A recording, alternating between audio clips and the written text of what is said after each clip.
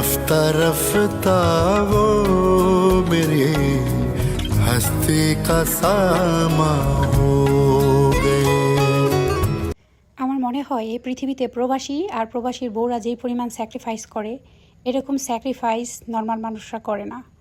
Hello everyone, আসসালামু আলাইকুম। আমি লাভলি, তোমরা আমাকে দেখতেছো আমার পেজ লাভলি সলভ ব্লগ থেকে। কেমন আছো সবাই? আমি তো আলহামদুলিল্লাহ অনেক ভালো আছি। তাড়াতাড়ি করে 3টা ডিম ভাজতে গিয়েছিলাম। ডিম ভাজতে যায় কী কাণ্ড ঘটলো তাই দেখো। আমি ভাবলাম আমি কতক্ষণ আগে ফ্রাই প্যানটা দিয়ে তেল দিয়ে গ্যাস অন করেছি, কিন্তু ডিম এরকম হইলো কেন? তারপরে আমি একটু উকি মাইরা দেখি গ্যাস শেষ হয়ে গেছে। এটা দেখে তো আমার এত মন খারাপ হয়েছে। এখন বাজে রাত 8টা। আজকে সিমরানের পাপা আসবে বাংলাদেশে 2 বছর পরে, প্রায় 2 বছর 19 মাস পরে। তো অনেক অপেক্ষার পরে উনি বাংলাদেশে আসতেছে। আর আমরা প্রবাসীর বউরা হাজব্যান্ড আসলে তো আমরা অনেক অপেক্ষা করি, আসবে আসবে এ নিয়ে অনেক অপেক্ষা থাকে। এখন আমার ভাসুরের ছেলে, আমার দেবর, আমার 2 ভাসুরের ছেলে যাবে আনতে। তো ওরা সব সময় মাছ মাংস যাই থাক ডিম ভাজি করলে অনেক পছন্দ করে। আমি তাড়াহুড়া করে 3 জনের জন্য 3টা ডিম ভাজি করে নিতেছিলাম, খাইতে দিব। কিন্তু ঠিক ওই টাইমে গ্যাস শেষ হয়ে যাওয়াতে আমার আবার ইন্ডাকশন ওভেন নাই। তাই আমি কি করব বুঝতেছিলাম না। মাকে বলছি, পরে মা তাড়াতাড়ি করে আইসে একদম নিচতলাতে আইসে আমাকে চুলা ধরাই দিছে। তারপর আমি এই যে ডিমটা ভাইজে নিতেছি। এখন আমি তাড়াহুড়ো করে ওদের খাবারটা দিয়ে দিব, ওরা খাইয়ে বের হয়ে যাবে। কারণ ওনার ফ্লাই ল্যান্ড করবে একটা 5-এ, তারপরে আবার ব্যাক করবে রাতের বেলায়, কারণ স্টে করবে না। অনেক সময় আমাদের এদিকে একটা রোড আছে, ওইখান দিয়ে আসলে ডাকাতি হয়। কিন্তু সিমরানের পাপা তো কখনোই এয়ারপোর্টে স্টে করবে না, উনি চলে আসবেই আসবে।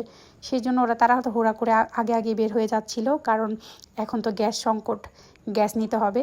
তো আমি দেখো কষ্ট করে নিয়ে এসে খাইতে দিয়ে দিলাম। আসলে যারা গ্যাসে অভ্যস্ত তারা হুট করে গ্যাস শেষ হয়ে গেলে অনেক ঝামেলায় পড়ে।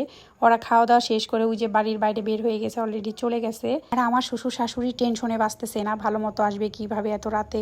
তারপর বললাম, মা আল্লাহ ভরসা, এত টেনশন করেন না। তারপরে আমি অনেক স্পেশাল করে রুমটা গুছাইতেছি। আমি অনেক বেশি আমার হাজব্যান্ডের অপেক্ষায় আছি। আল্লাহ তাআলা ওনার সাথে আমার এতদিন পরে দেখা করাবে।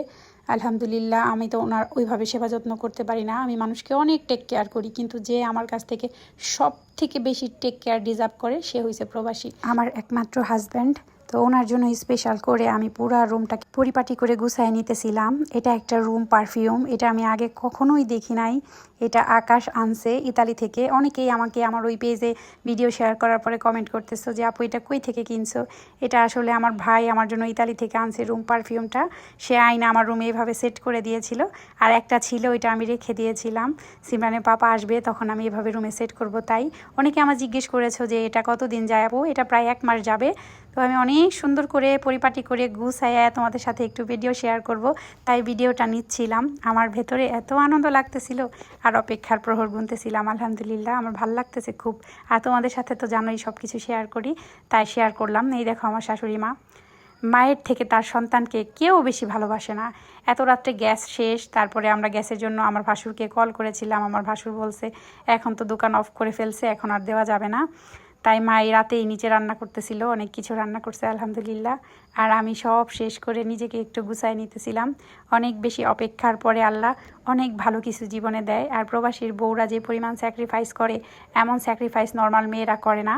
আলহামদুলিল্লাহ, যেমন আমার হাজব্যান্ডের অনেক স্যাক্রিফাইস, যেমন আমার, আল্লাহ তাআলা আমাদের দুজনকে যেন এভাবেই অপেক্ষার প্রহর শেষ করে একসাথে রাখে। সবাই তোমরা আমাদের জন্য দোয়া করো।